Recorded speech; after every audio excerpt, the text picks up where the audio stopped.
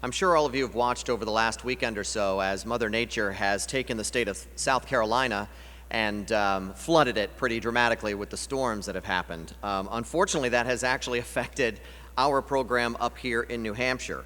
Our next speaker, Lieutenant General William Tangney, cannot make it here, but thanks to the wonders of technology, we have the next best thing. So he's still going to give his presentation. We've hooked him up by phone, and to more formally introduce the general, I'd like to bring up now our friend Katie Merrow from the New Hampshire Charitable Foundation. Katie?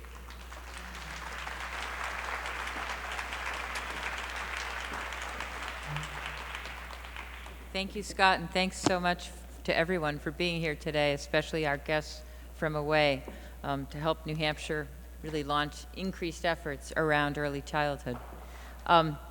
The brain science we've heard about this morning is compelling indeed, but we are equally compelled by the demographic shifts going on in our state.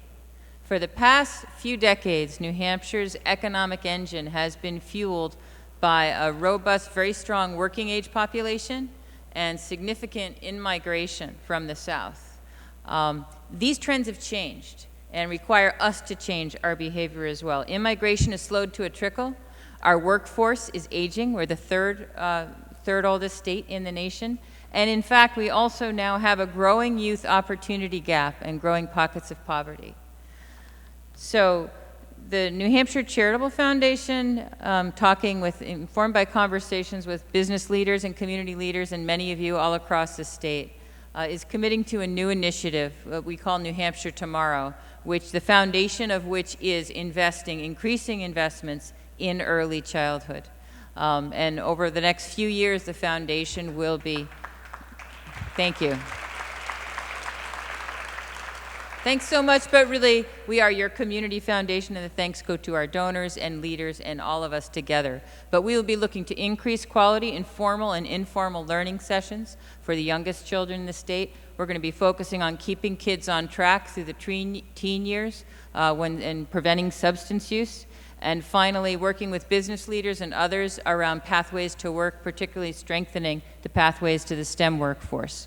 But beginning indeed in early childhood. And so we really appreciate the conversations and the learning today and the partnerships with all of you. I'm pleased to introduce General Tangney. While we can't have him with us in person, I know we're all going to appreciate his remarks. General Tangney is one of our own. He's a New Hampshire native who spent more than 3 decades working in the United States Army, culminating in his position as Director Commander-in-Chief of the U.S. Special Operations Command. His presentation with us today, which we'll hear virtually by phone, is entitled Be All We Can Be, and we're delighted to have General Tangney with us. Thank you. Good morning, folks. This is Bill Tangney calling in from Columbia, South Carolina. I apologize for not being there in person, but as the slide that Ben Goodman's going to throw up will show, we had a little problem on the way to the airport yesterday. We have had a huge storm here in Columbia, in fact the entire state of South Carolina, where some sections have received over 20 inches of rain. We've had about 15 inches here locally. And to let you know how bad it is, a 75-mile stretch of I-95 has been closed. Interstate 26 and Interstate 20 are closed, and the major bridges going into Columbia and surrounding areas. And there are 381 roads that have been cut, apparently over 125 bridges. So it's a little tough to get back and forth from point A to point B. And it's too bad because I was really looking forward to being back in my home state of New Hampshire. You know, I grew up in Northampton, and I can still recall being in Manchester as a young volunteer, passing out Kennedy stickers at a campaign stop by the late president in the fall of 1960. Now, that was a long time ago, but it seems like almost yesterday. You might be wondering by someone like myself is speaking at an early childhood education conference. And the answer to that's pretty simple.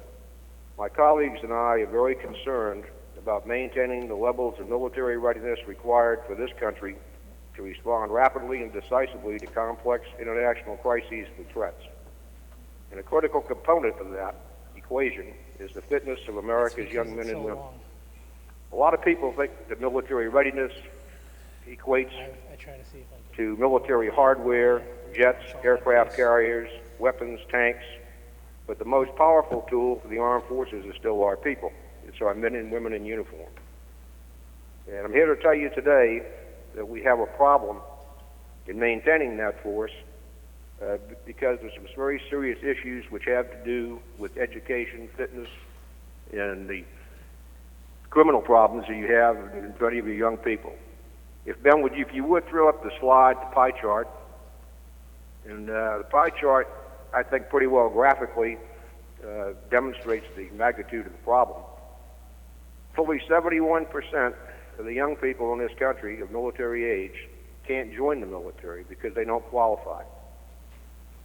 The reason they don't qualify is indicated on the next slide, just because of education or lack thereof, inability to pass standardized tests, fitness, which in many cases is tied to obesity, and criminal problems that occur in the background of many of America's youth. The next slide was the map of the United States that shows the problem graphically, academically. Fully 1/5 of the American population of military age can't pass the Armed Services Vocational Aptitude Battery, the basic entry test to qualify for military service in all of our components. An additional 1/5 of America's youth does not graduate from high school on time or fails to obtain a GED, which is a minimum qualifier for military service. That's 20% of the population in total. The following slide indicates this 20% is further exacerbated when you look at fitness and obesity by the fact that over 40% of America's youth of military age are obese and can't pass basic military fitness tests.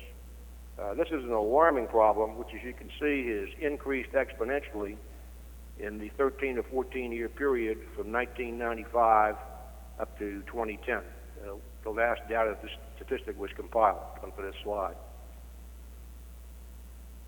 Importantly, fitness and obesity continues to cause problems, unfortunately, even in the active duty force, because as the force ages, many people, particularly those who are in desk-bound jobs, fail to maintain their proper height and weight standards, and therefore unable to pass the annual physical fitness tests which they're required to take every year. DOD discharges involuntarily more than 5,000 service members every year because of obesity. That's a $1.5 billion problem due to medical costs and also the replacement costs to replace the life cycle circle of those people who are discharged because of the inability to comply with service standards. So here we are, 20% because of academic problems, 40% because of obesity. As we show on the next slide, another 10% can't join the military because of prior convictions for felonies, serious misdemeanors, drug use, etc. Folks, this is a very, very serious problem. Again, to summarize, the key primary disqualifiers, as this slide shows, are education, fitness, obesity, and crime. Fortunately, there is a rainbow at the end of the storm, and that rainbow ties in with education, in particular early childhood education. There are a number of studies that show that high-quality early education can help reverse the three primary disqualifiers for military service. Early education is critical in three areas. One, this is improved academics, particularly emphasis on pre-K and early learning activities for children, and also for parents and families. Early intervention programs which are aimed at promoting better health, better nutritional standards, both homes and schools for the part of young children, which in turn helps to reduce obesity. and also early education efforts which are tied and that have a demonstrated impact on lowering incidence of crime in America's youth. Let me give you a few examples. A long-term study of preschool program in Michigan showed that participating children were 44% more likely to graduate from high school than children who were left out of the program. A similar study in Chicago found that children who did not participate in such a program were 70% more likely to be arrested for a crime by the age of 18.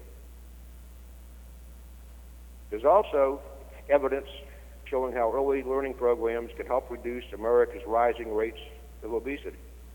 In New York City, for example, and in Philadelphia and Mississippi, schools improve the nutritional quality of the food served to children, increase their physical activity, and coach their parents on children's healthy education, nutrition, and physical activity needs. As a result of these efforts, along with other broader reforms, rates of childhood obesity dropped from 5 to 25%. Furthermore, research also shows quality preschool is an excellent investment for taxpayers. A well-respected, independent cost-benefit analysis of 49 different rigorous studies of preschool programs showed that preschool can return, on the average, a profit to society more than $26,000 for every child.